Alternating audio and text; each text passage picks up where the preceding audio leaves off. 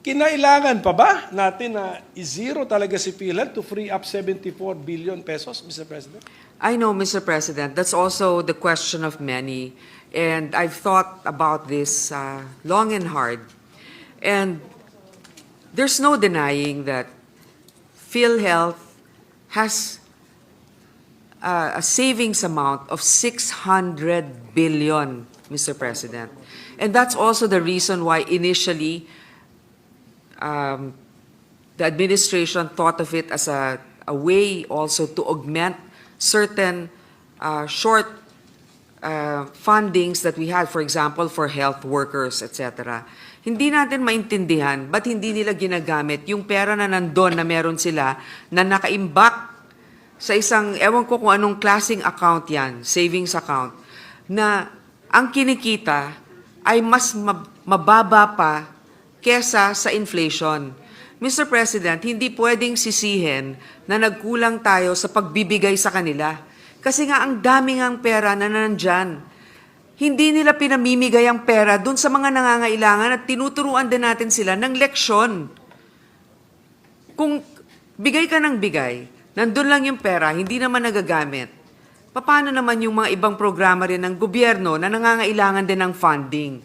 Yun nga yung sinasabi ko, pag meron kang, syempre, di ba, sinasabi natin, 5 yung anak mo, lahat yan kailangan pantay-pantay na mabigyan mo. Totoo yun.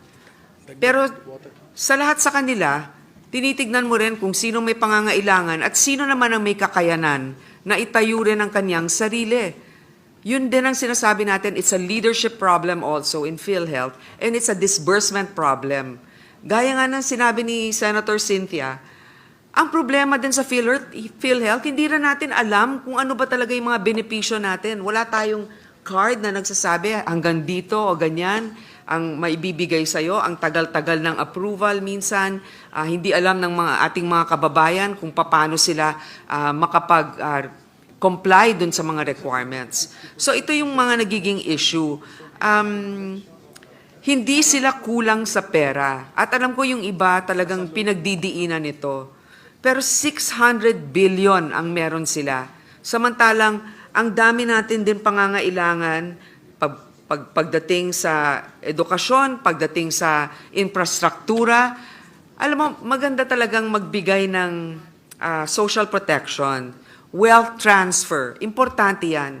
Pero kailangan din natin ng wealth generating initiatives kasi hindi natin mapopondohan ang mga ibang bagay na magbibigay ng suporta sa ating mga kababayan kung ang gobyerno ay walang programa na magpapalago ng ating ekonomiya.